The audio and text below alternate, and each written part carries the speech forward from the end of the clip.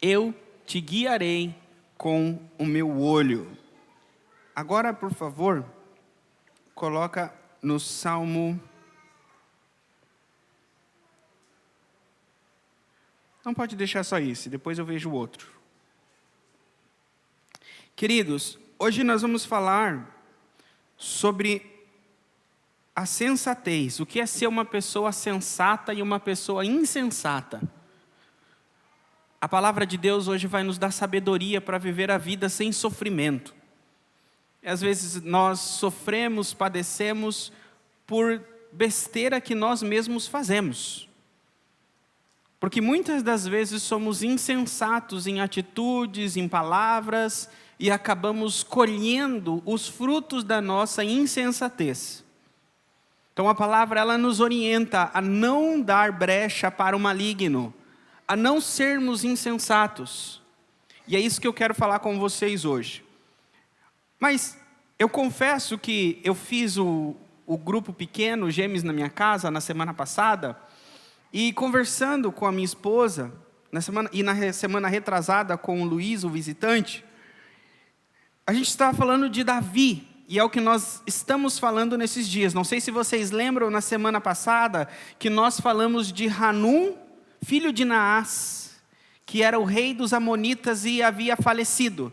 E Davi mandou 2 mensageiros para visitar Hanum, e falar para Hanum que Davi estava se sentindo mal pela morte de Naás, porque Naás havia sido bondoso para com Davi. E vocês lembram que os mensageiros de Davi tiveram a barba raspada e a roupa rasgada. Eles foram humilhados na cidade dos Amonitas. E aquilo desencadeou uma guerra. Vocês lembram disso? O texto de hoje que eu li para vocês, ele está em Salmo 32, 8. E Davi fala que ele irá instruir. É um salmo que diz lá, o título dele, Masquil de Davi, instrução de Davi. É Davi instruindo, dando sensatez, dando discernimento. E o Salmo 32 é o cumprimento de uma promessa. Sabe quando as pessoas fazem promessas para Deus? Senhor, se você me tirar dessa, eu vou fazer isso e isso e isso. Senhor, se você fizer isso para mim, eu vou fazer isso para você. Vocês sabem disso? Então Davi falou a mesma coisa. No Salmo 51, depois que ele havia pecado com Betseba, caído em adultério, ele orou e disse, Senhor, se você me restaurar, se você não tirar de mim o teu espírito, eu vou ensinar a tua congregação a sensatez. É como que ele está dizendo o seguinte, Senhor, eu fui tão cabeça dura, tão insensato, que eu caí e eu me machuquei todo. Se você me restaurar, eu prometo que eu vou ensinar os outros a não cair onde eu caí. É mais ou menos isso que Davi prometeu para o Senhor. E a promessa de Davi no Salmo 32, de instrução, de sensatez, é no contexto da queda dele com Batseba. Falei para vocês já a história que ele estava na casa dele, no palácio dele, ele vê uma mulher tomando banho, e ele pede para que os seus servos tragam aquela mulher, e ele tem relações com ela, e ela era casada. Vocês lembram desse contexto que eu contei? Hoje eu vou trazer talvez um contexto maior da Bíblia para vocês. Talvez quem não lê muito a Bíblia vai entender um pouco mais a história. Mas, historicamente na Bíblia, a guerra de Hanum e de Naás é no período da queda de Davi com Betseba. Porque a queda de Davi com Batseba, lá em 2 Samuel 10 e 11, diz o seguinte, na época em que os reis deveriam ir para a guerra, Davi não foi e ficou no palácio. Mas Joabe e o exército de Davi foi. Joabe e o exército de Davi foi para a cidade de Hanum. Joabe foi lá em tomar Rabá, a cidade dos Amonitas. Então a guerra que começou lá com os mensageiros de Davi, ou foi lá depois, caiu na questão do pecado de Davi. Então eu quero trazer esse contexto para vocês, de como a insensatez, ela entrou no coração de Davi. Por que Davi foi insensato? Por que ele caiu? E como nós podemos aprender onde Davi tropeçou e não tropeçar também. Amém? Hoje eu preparei uma colinha para mim seguir aqui, e eu pedi para eles colocarem aqui para vocês. Vocês podem seguir aqui, e depois, se vocês quiserem, eu posso mandar para vocês lá no canal da igreja, se vocês quiserem estudar em casa também. Esqueci de te avisar, Raquel, mas a sua irmã te avisou? Está no grupo da mídia, o PDF.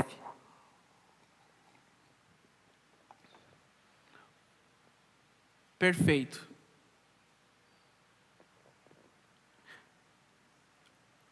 O primeiro que vem depois é a crise diplomática. Aqui vai começar a história que vai desencadear naquela guerra com Hanum e depois na questão de Betseba.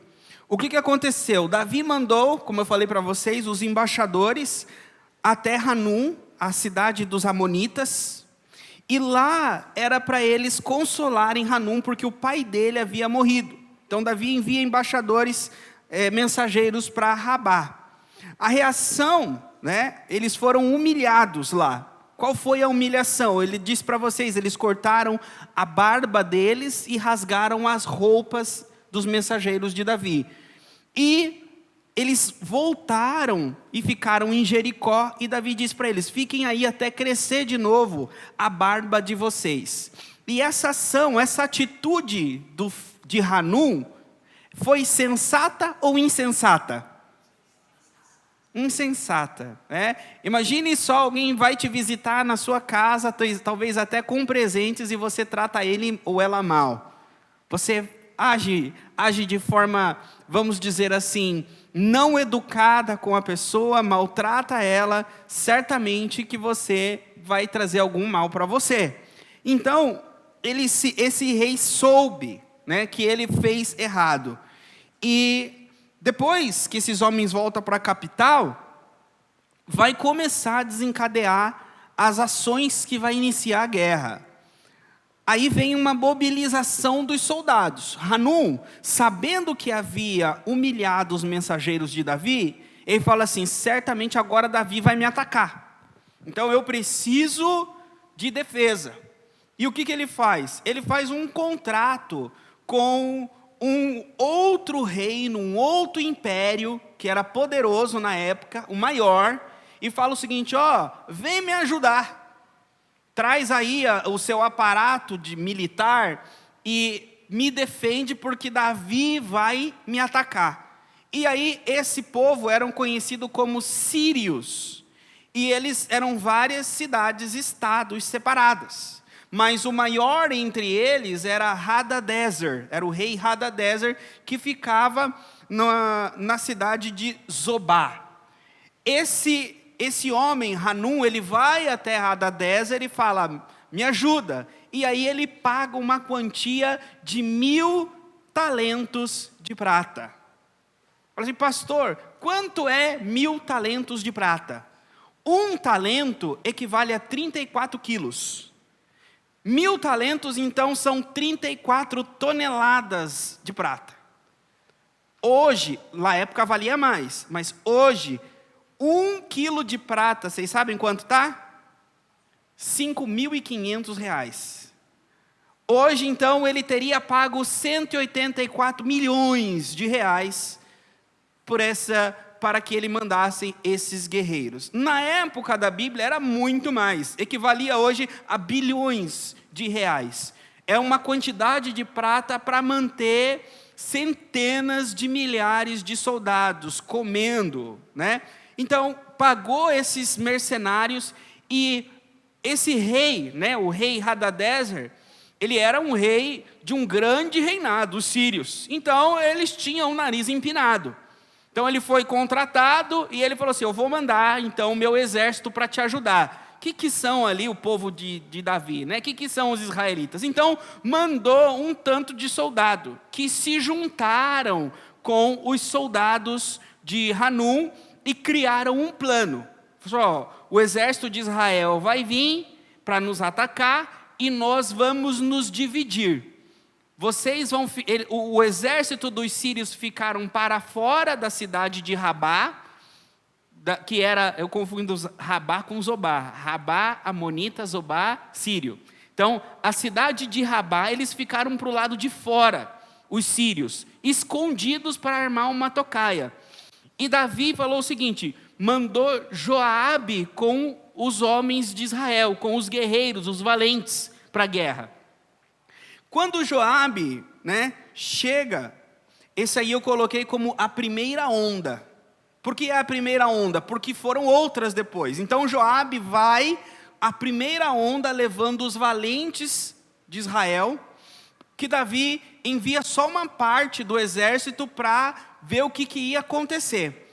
Quando Joabe chega, Joabe vê que vai atacar a cidade, e aí o que acontece? Fala que sai da tocaia o povo sírio e vai cercar Joabe. Então Joabe está sendo atacado pela frente, pela cidade de Rabá e o exército de Hanum, e pelas costas está vindo os sírios para atacar também o Joabe. Joabe faz o quê? Ele chama o irmão dele, que também era especialista em guerra, Abissai, e fala o seguinte, você luta com os que estão vindo lá de trás, e eu vou lutar contra esses na porta da cidade. Se você vê que você não está podendo com eles, você me chama que eu vou te ajudar. E se eu ver que eu não estiver podendo com os amonitas na porta da cidade, eu vou te chamar. E ele fala assim, e que o Senhor seja conosco e vença essa batalha por nós. E eles guerrearam e venceram a batalha, que os sírios correram, fugiram. E quando o exército de Hanum viu que os sírios, que eles pagaram 1000 talentos de prata, fugiu, o que eles fizeram? Fugiram também para dentro da cidade, fecharam os muros, os portais da cidade e se trancafiaram lá dentro. E aí o que aconteceu? O Joabe volta embora e os que fugiram dos sírios chegam lá para Hadadezer. Fala assim, rei, passamos vergonha. Ganhamos aí 1 bilhão, 184 milhões, mas os homens lá não deu conta, perdemos essa guerra.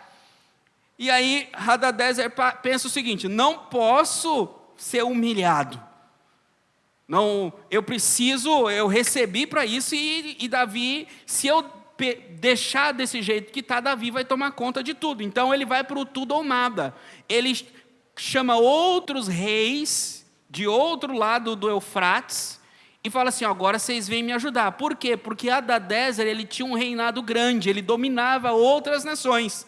Ele falou assim, agora vocês vêm me ajudar para essa guerra. É mais ou menos os Estados Unidos chamando a Europa, a OTAN, e falando, agora vocês vêm. E eles vieram, então, em peso.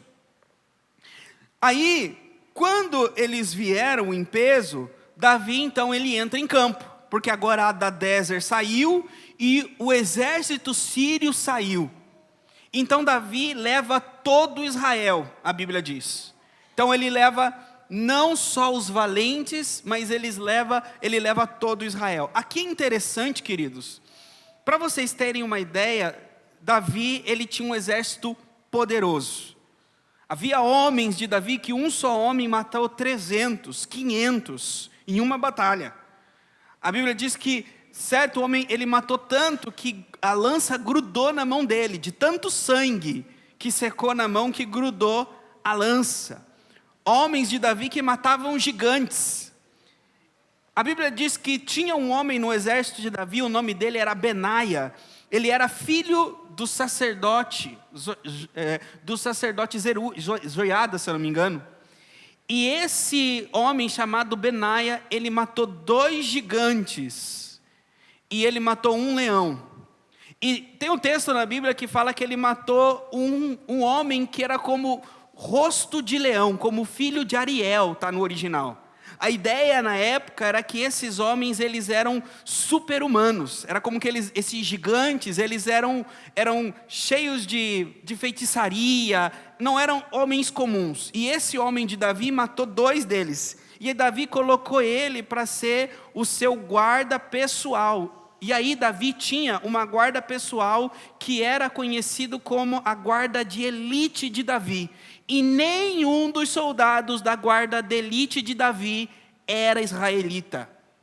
Todos toda a guarda pessoal de Davi era de quereteus e peleteus.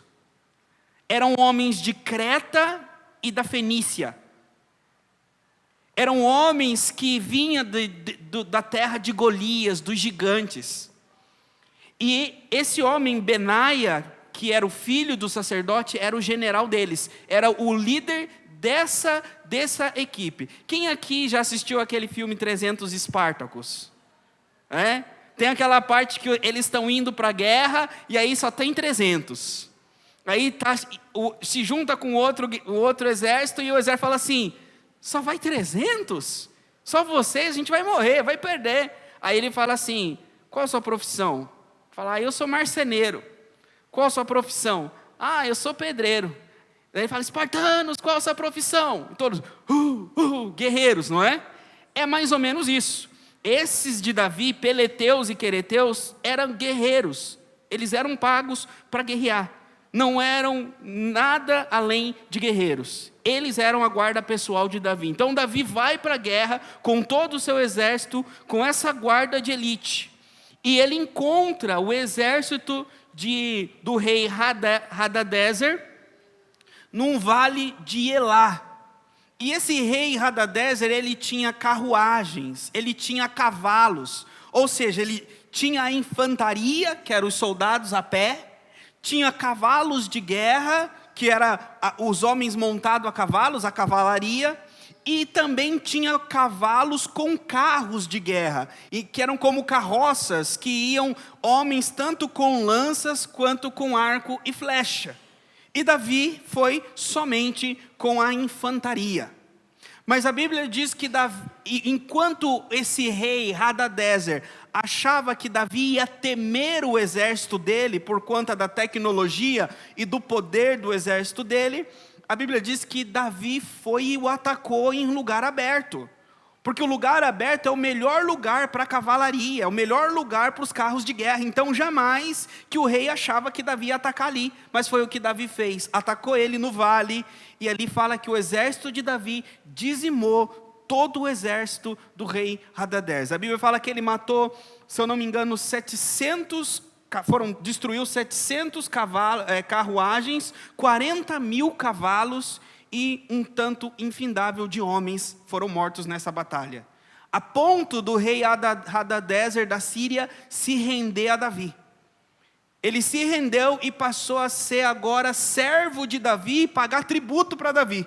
Só que esse rei, ele era gigante lá na Síria e recebia, vamos dizer assim, impostos de várias outras cidades lá para a Síria. Significa agora que Davi dominou com essa batalha toda a parte da Síria. Então imagine hoje, Davi, ele está lá em Jerusalém e toda a Jordânia, Síria, Iraque, ia ser parte da Arábia Saudita, era tudo de Davi. Tamanho era a extensão do que Davi tinha. E aí quando Davi então vence essa batalha de Hadadezer, Hadadezer volta lá para a Síria e fala o seguinte: Hanum, te deixei na mão. Foi você que raspou a barba, foi você que cortou a roupa deles, não dá mais. E aí Davi fala: você ainda não pode ajudar mais Hanum. E aí o que acontece? Hanum vai para dentro da cidade dos amonitas, Rabá, e aí Davi vai lutar contra Hanum, só que está perto do inverno, aí não dá mais. Aí o que acontece? O exército de Davi volta para Jerusalém e descansa por 1 ano. Por quê? Porque não tem como lutar no inverno. As estradas ficam lameadas, o terreno fica lameado, é frio, então é uma época que não se faz guerra. Então aí lá em Samuel fala que passado 1 ano, que é esse período do deserto, chegando a época em que os reis saíam para a guerra, né? Então passou o inverno e agora é época, então Joabe saiu para ir lá agora tomar a cidade de Hanum. Então Hanum ainda ficou uns quase 3 anos, depois daquela situação que cortou a barba. E aí, vai Joabe, só que Davi, ele pensa o seguinte: não precisa eu ir mais. Não precisa da minha elite, não precisa de mim, porque eu derrubei o maior. O maior reino, o maior império, eu derrubei. Então não tem. Se na primeira vez que eu mandei Joabe, ele quase dominou a cidade, já venceu os sírios, e eu fui com o meu exército e derrubei a cabeça da Síria, então não precisa mais que eu vá. E fala que Davi não foi. Então Davi mandou somente Joabe para conquistar Rabá, que era a cidade de Hanum. Então Joabe vai e cerca a cidade. E Davi então ficou lá no palácio dele. Aí começa a brincadeira da insensatez. Sabe quando você tinha que fazer uma coisa e você não faz? É mais ou menos assim, você tem compromissos. Eu tenho que fazer isso, eu tenho que lavar a louça, eu tenho que limpar o carro, eu tenho que fazer esse estudo. Aí você fala assim, não vou fazer hoje, vou deixar para depois. Aí você fica ocioso. Esse é o problema, a ociosidade. Davi não foi para a batalha, ficou em Jerusalém. E aí na ociosidade do palácio, fala que ele estava lá no palácio dele e ele avistou uma mulher tomando banho. Ele foi, é como que ele foi na parte da sacada do quarto dele, e ele olhou e viu uma mulher tomando banho. E o problema não é ver uma mulher tomando banho, irmãos. Sabe por que eu estou dizendo que esse não é o problema? Porque hoje, falo de homens e de mulheres, se você ficar 5 minutos vendo televisão, mexendo numa rede social, você vai ver uma coisa que não é para você ver. Porque é marketing hoje, dá dinheiro. Então, nudez é fonte de renda e de lucro. Então, o problema não é ver uma mulher. O problema é ficar meditando na mulher. Ver e já tirar o olho, não tem problema. É mais ou menos assim, ó. Eu lembro que quando eu estava no Uruguai, a gente tinha um trajeto que fazíamos para a igreja todos os dias. E aí eu cheguei no primeiro dia, estava indo, passei em frente a uma banca de jornal. Só o bumbum das mulheres assim nas revistas, uma de vermelho, uma de azul, uma de amarelo. No primeiro dia eu devo ter visto uns 5 bumbum ali.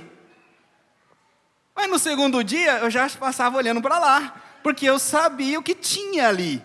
Então o problema não é olhar, o problema é você ficar falando, nossa, que bumbum bonito, nossa, é ficar meditando, comendo com os olhos. Então Davi, ele foi na sacada, ele poderia já, voltar correndo para dentro. Mas ele ficou ali, brincando com a tentação. A Bíblia diz que nós devemos fugir da aparência do mal e resistir ao diabo. Sim ou não? O que acontece hoje com as pessoas é que elas querem resistir à aparência do mal e elas fogem do diabo. Tem medo do inimigo, foge do diabo. Mas a tentação, elas são fortes e poderosas. Querido, ninguém é forte. José, quando veio a Patifona, mulher de Potifar atrás dele, fala que ele fugiu e deixou a roupa dele na mão dela. Para quem não sabe essa história, José, ele era um servo de Deus, um jovem. Devia ter ali na faixa a Bíblia diz que com 17 anos que ele teve os sonhos dele, provavelmente entre os 17 e 20 anos ele foi ao Egito como escravo, então ele deveria ter entre os 18 e 25 anos. Eu pergunto para vocês, como é a testosterona de um jovem menino de entre 18 a 25 anos? Esse rapaz estava lá trabalhando na casa de Potifar, e diz que a esposa de Potifar dava em cima dele todo dia, dizendo, deita comigo, vamos para a cama comigo, e ele fugia da presença dela. Aí fala que certo dia, ele estava lá organizando a casa, e ele estava sozinho, e aí ela deu em cima dele, agarrou ele, e ele fugiu dela, a ponto de deixar a roupa dele na mão dela. E aí ela falou mal dele e ele foi preso. Vocês sabem a história. Mas o que aconteceu? Ele não tentou sentar, tomar um café com ela. Falou, não, deixa disso, deixa para lá. Vamos ser amigos, vamos falar de Potifar. Não, ele fugiu. Então há situações, há locais, há convites que nós simplesmente devemos fugir. E nem justificar por que a gente saiu correndo. Só corre, fala no outro dia. Se alguém te perguntar por que você correu, no outro dia você responde. Só foge. Foge da aparência do mal. Foi o que Davi não fez. Davi não fez. Ele foi na sacada, ele olhou, ele viu a mulher tomando banho e ele, poxa, agora traz a pipoca e o sofá, que agora eu achei uma coisa boa para assistir. E ele ficou ali. E aí a mulher terminou de tomar banho, e aí acabou. E aí, Davi, acabou o banho, vai fazer o que agora? Não pode parar aí. Manda trazer ela, chama essa mulher, eu quero saber, vem ela aqui, traz ela aqui. Aí os servos de Davi falaram o seguinte, Davi, essa mulher é Batseba, ela é casada com Urias. Davi falou, não, eu sou rei, traz. Trouxe ela, e Davi se deitou com ela. Essa mulher, né, ela teve uma relação com Davi e o marido dela estava lá na guerra. O marido dela se chamava Urias. E lá em 2 Samuel 23:39, fala que Urias, ele era um dos valentes de Davi. Ele era um homem de respeito dentro do exército de Davi. Agora, queridos, pensem em um exército que tem milhares, centenas de milhares. De centenas de milhares, esse homem estava entre os 37 melhores. Davi viu que a mulher estava grávida e ele manda chamar o marido dela da guerra. Fala assim, olha, traz Urias. Urias veio, ele fala assim, olha, aproveita aqui, come aqui com o rei, janta comigo. E Davi fala para ele, agora vai para sua casa, deita lá com a sua esposa, na semana que vem você volta para a guerra. Aí o homem fala o seguinte, não, como é que eu vou para minha casa, deitar-me com a minha esposa, enquanto os meus irmãos estão dormindo em uma tenda e estão, vamos dizer assim, impossibilitados de ter relação com as suas esposas, porque agora é o momento da guerra. Ele achou injusto. Então ele não foi para a casa dele. E aí chegaram para Davi e falaram, Urias não foi para casa. Aí Davi falou, então vou ter que apelar. Chamou ele novamente, conversou com ele e disse que embebedou ele. Deixou ele bêbado. Falou assim, manda ele para casa. E fala que ele dormiu na rua, não dormiu em casa. E Davi falou, não vai ter jeito. Aí Davi chamou ele e falou, vou te mandar para a guerra de novo. Aí ele falou assim, eu quero que você leve uma carta para mim e entregue essa carta para Joabe, o general. Aí Urias, não, pode deixar. Aí Davi escreve na carta, coloca Urias na parte mais quente da batalha para que ele morra. E aí entrega na mão de Urias leva a carta. Entrega para Joabe olha para a carta, olha para Urias, olha para a carta, olha para Urias. Põe Urias lá perto dos muros de Rabá, os muros de Hanum. E dos muros lançam flechas, pedras, e lá ele morre. E aí, Joabe manda uma carta para Davi.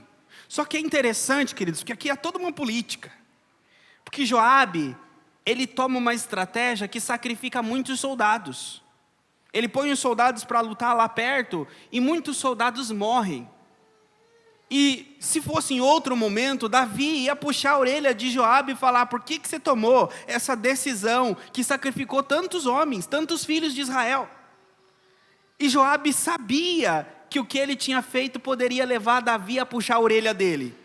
Então ele manda o relatório dizendo quantos de Israel haviam morrido, sabendo que Davi poderia brigar com ele e puxar a orelha porque muitos morreram, ele coloca na nota de rodapé, Urias também morreu, sabendo que aquela morte ia agradar Urias, ia agradar Davi.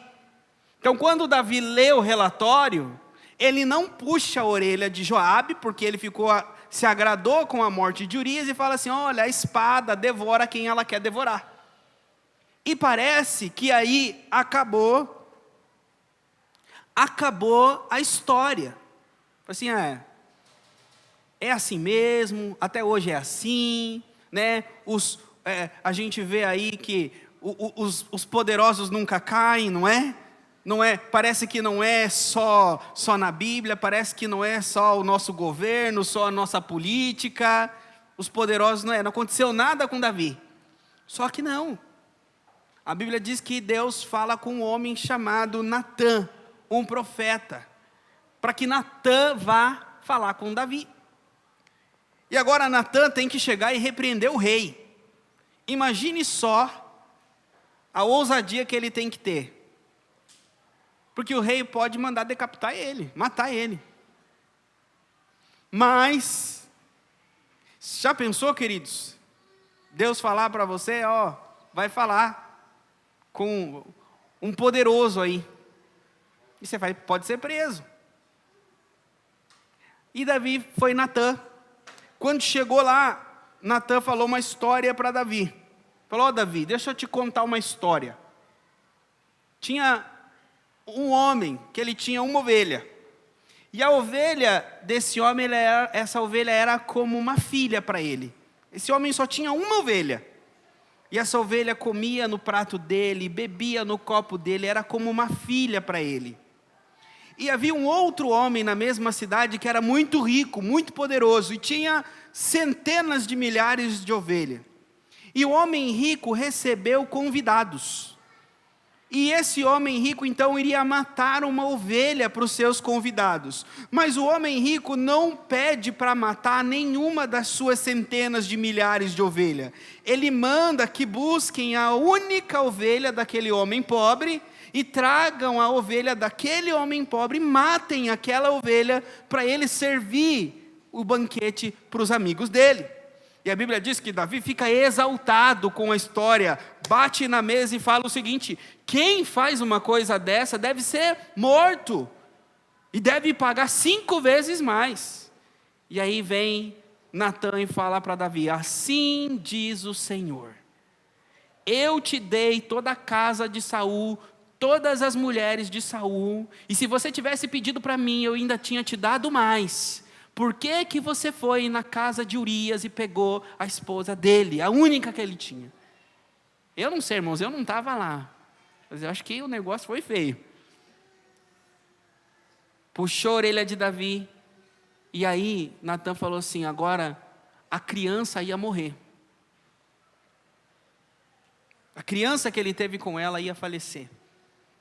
A Bíblia diz que Davi fica muito mal, tanto que a criança estava doente e fala que Davi estava vestido de pano de saco, não comia, como que Davi estava se humilhando, jejuando e buscando a Deus em favor da criança. E aí a Bíblia diz que a criança morreu. Aí os servos de Davi vêm até Davi e falam para ele: olha, a criança morreu. Eles estavam preocupados que Davi ia chorar, espernear, o mundo ia cair. Quando falaram para Davi que a criança morreu, fala que ele foi, tomou banho, passou um perfume e foi comer. Aí falaram assim: mas como assim? 8,80? Davi fala assim: se a criança agora morreu, não posso fazer mais nada. Ela já está com o Senhor, já não está mais no mundo dos vivos. Agora, enquanto ela estava viva, eu podia fazer alguma coisa. Essa foi a resposta dele. E aí, ele foi restaurado. Ele começou então a buscar a Deus por restauração. E aí vem aquilo que vocês conhecem como Salmo 51. A cronologia da restauração. Vocês estão acompanhando aqui?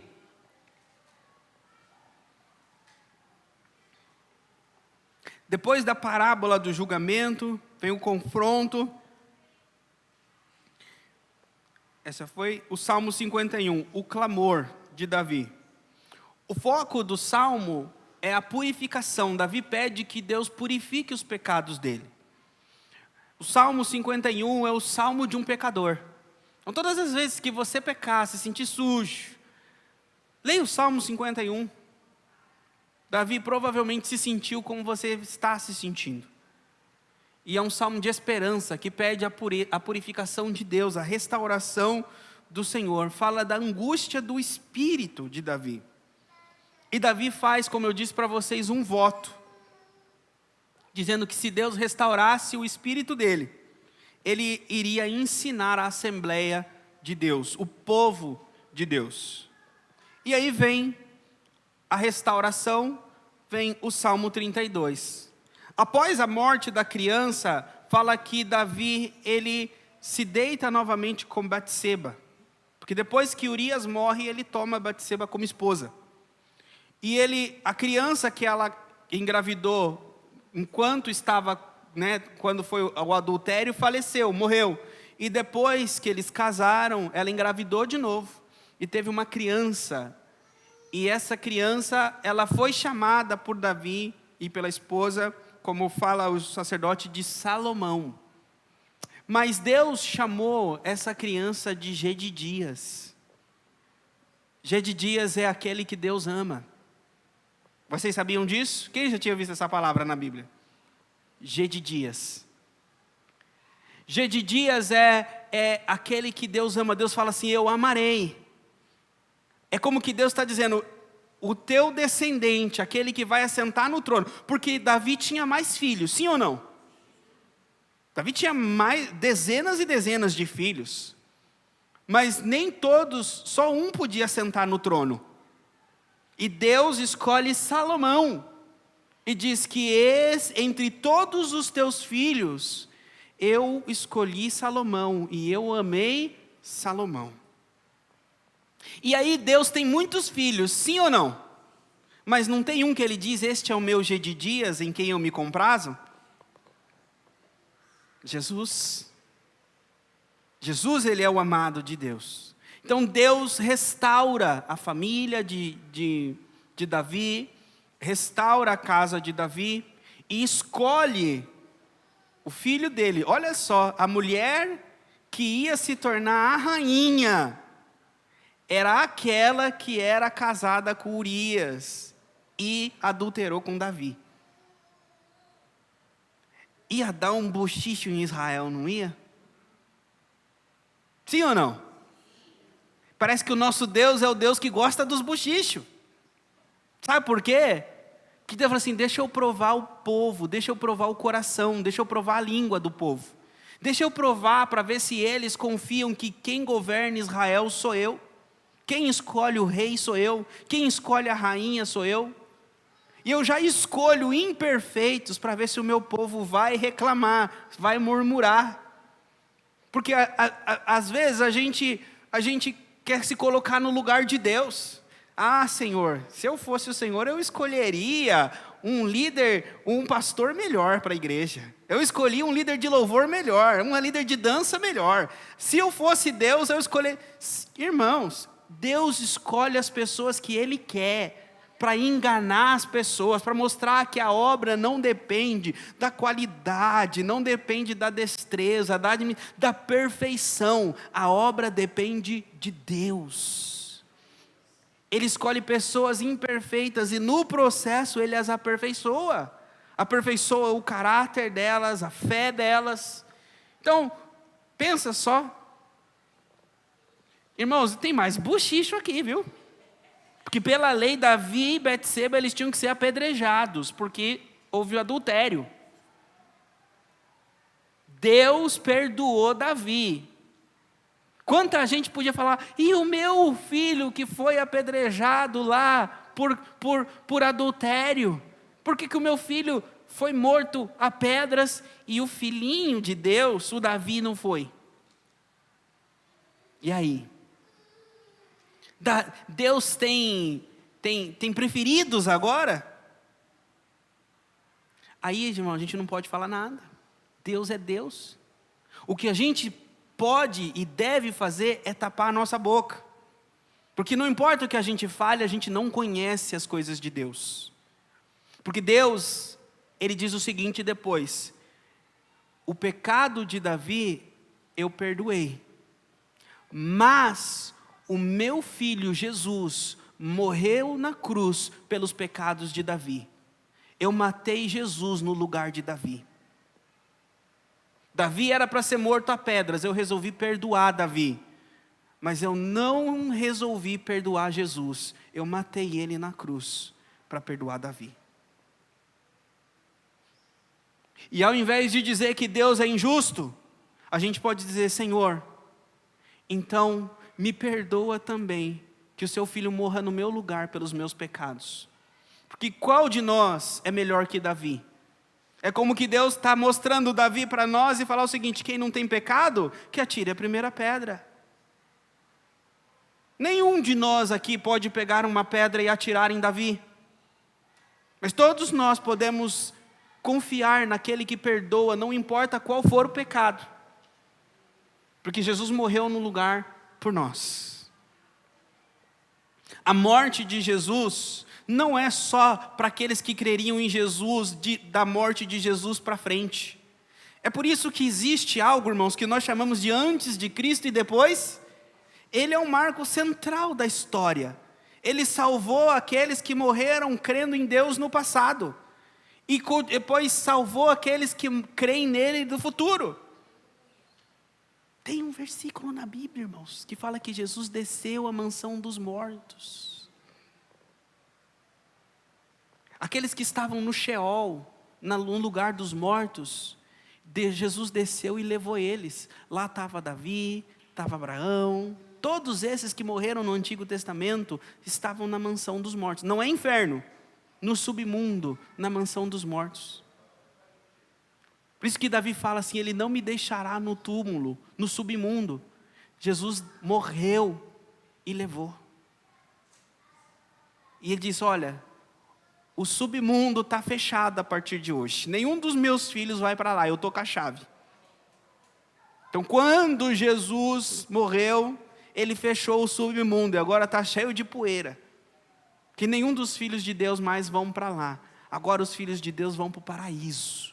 Ainda hoje estarás comigo no paraíso.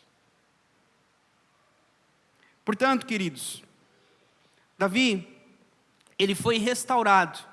E ele falou assim: mas a partir de hoje, eu vou ensinar a sensatez. Eu vou ensinar o discernimento. Para que as pessoas não façam o que eu fiz. E não passem o que eu passei. Parte do que Davi passou, tá? Ele diz em Salmo 38, eu coloquei para vocês verem depois, ele fala do sofrimento físico. Davi fala que a dor dele era nos ossos. Não há saúde na minha carne e por causa da tua ira, nem há paz nos meus ossos por causa do meu pecado. Sofrimento físico, doenças psicossomáticas, solidão, culpa.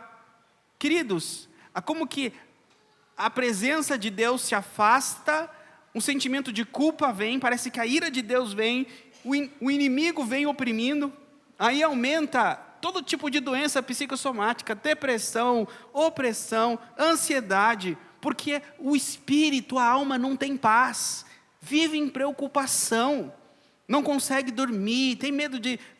Tudo tem medo, um carro vai bater em mim, alguém vai me atropelar, alguém vai me matar, só vem pensamentos terríveis na mente. É como que você está de todos os lados sendo oprimido. Mas isso vem por quê? Porque se afastou da presença de Deus e a proteção de Deus saiu. Então é necessário o perdão, é necessário a confissão de pecado. Senhor, vem, me protege, sê comigo. Quando Davi é restaurado, que ele ensina o discernimento, o que é o discernimento? O discernimento, ele é uma visão espiritual, queridos. Você sabia que a gente vê com a mente? Você sabia que pessoas espirituais não vê com os olhos? Elas veem com a mente. Vocês acreditam mais naquilo que vocês creem ou naquilo que vocês veem? Ou, pastor, eu preciso ver para crer.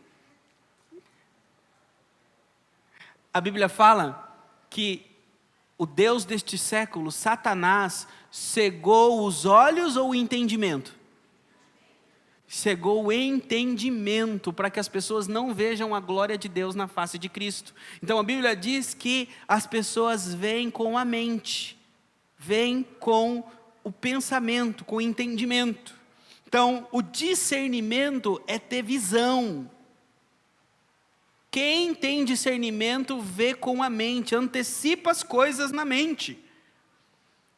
Então é ter maturidade. Só que esse discernimento não é dom, queridos.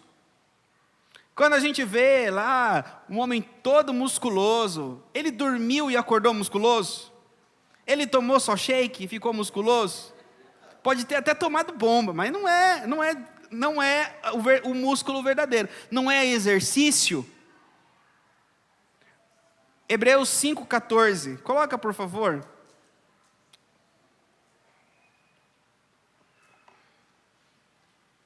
Atrapalha que eu tirar e colocar? Não? Hebreus 5,14. Mas o alimento sólido pertence àqueles que alcançaram a maturidade, e também para aqueles que pela razão do uso tiveram seus sentidos exercitados para o discernimento, tanto do bem quanto... Olha só. Tiveram os seus sentidos exercitados para o discernimento. Então é necessário exercitar para ter discernimento. Se não houver exercício, o que é exercício? É aquela coisa chata que a gente tem que fazer repetida e que depois dói todo o corpo, não é? Mas tem fruto, não tem? Então assim é. Discernimento vem através de exercícios repetidos, de meditação bíblica, de oração, de jejum, de tempo com Deus. E a sensatez, o que é a sensatez? A sensatez, ela é fruto do discernimento, ela é a prática. Enquanto nós discernimos e vemos, a gente vai agir pelo que vemos. Se você vê um buraco, você não vai pular ele se ele estiver cheio de água para não molhar o seu pé? Então, espiritualmente é a mesma coisa. Você vai discernir, vai ver, e agora você vai tomar decisões, agir pelo aquilo que você está vendo no mundo espiritual, pelo discernimento.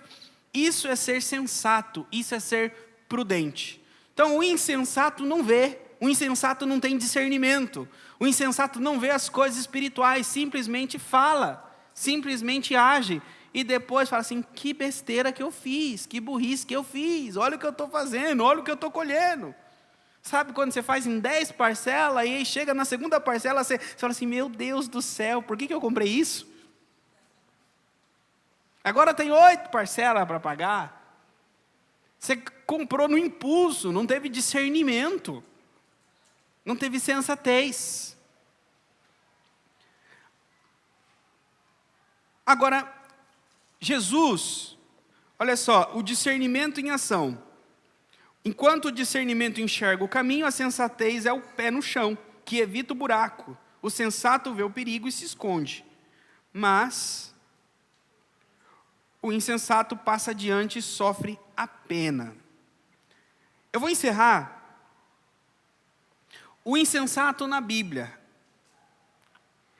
ele tem independência de Deus, ou seja, ele não confia em Deus, ele não depende de Deus. O insensato, ele confia nos planos dele, na decisão dele, ele não ora, ele não pede para Deus, ele não busca Deus, ele faz planos, hoje eu vou ali, amanhã eu vou lá, eu vou fazer comércio com essa pessoa, eu vou vender para essa, eu vou trabalhar para aquela, e sai fazer o dinheiro dele, sai fazer o dia dele, não tem oração, fala, Senhor, devo ir, Senhor me guarda, Senhor me protege, Senhor seja comigo.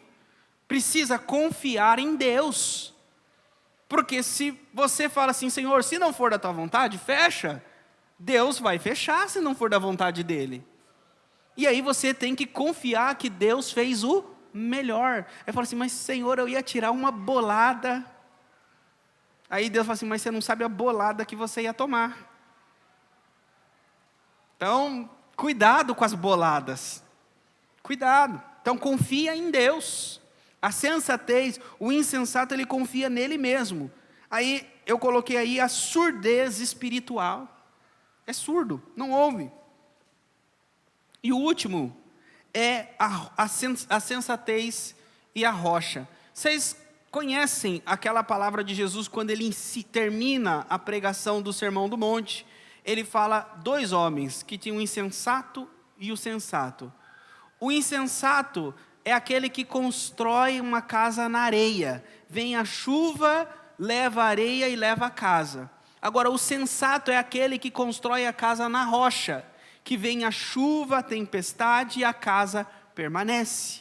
E aí Jesus termina dizendo que quem ouve as palavras de Jesus e as pratica é semelhante ao homem sensato que faz a sua casa na rocha. Agora, quem ouve as palavras de Jesus e não pratica, entra aqui, sai por aqui, no dia a dia faz como quer, é como um insensato que faz sobre a areia. O que Jesus está dizendo para mim e para você é que conforme lemos a Bíblia, conforme ouvimos a palavra, a pregação do pastor, não devemos ser ouvintes que não praticam, devemos ser ouvintes praticantes. Ouvir no domingo e sair durante a semana e praticar a palavra. Porque se não houver mudanças na nossa vida, não vai mudar a nossa situação. Não, as mudanças acontecem quando nós mudamos. Então, portanto, que venhamos ser pessoas com discernimento e sensatez. Não vamos ser como Davi, né? Davi gosta de ociosidade. Às vezes a gente busca tanto a Deus quando estamos no deserto. Davi, quando ele estava no deserto, fugindo de Saul, como ele buscava a Deus.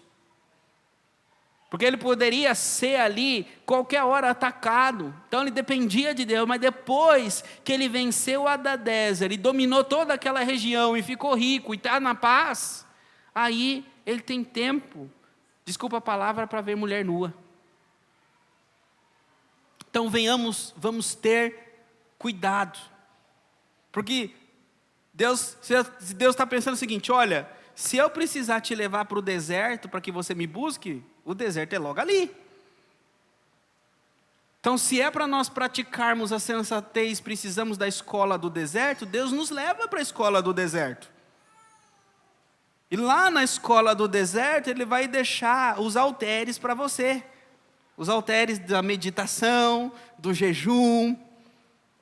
Aí você vai ter que depender de Deus no deserto, para sair do deserto com sensatez. Mas vamos aproveitar enquanto Deus nos dá a Netflix, o palácio, os tempos de bonança, e não vamos abandonar o nosso quartinho de oração. Não vamos abandonar o nosso Deus, nosso tempo com Deus. Que assim nós não sairemos da presença dEle e Ele continua nos abençoando. Amém? Coloque a mão no coração. Senhor, que a Tua palavra, que é verdade, Senhor, é luz, é lâmpada, ilumine a mente e o coração dos Teus filhos, que eles não venham cair, Senhor, que eles não venham tropeçar. Em nome de Jesus, eu Te peço, Senhor, que a insensatez, ela seja expulsa, Senhor, da mente e do coração, através da fé, através da confiança. Senhor, que possamos nos guardar na Tua presença. Eu Te peço, Senhor, sê conosco, nos orienta, sê conosco e nos guarda, nos protege. Em nome de Jesus. Amém.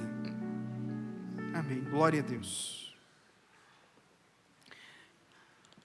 Queridos, vamos fazer um momento da nossa contribuição. Se tem algum irmão que vai dizimar hoje, se organizou, se preparou para dizimar, pode vir aqui à frente.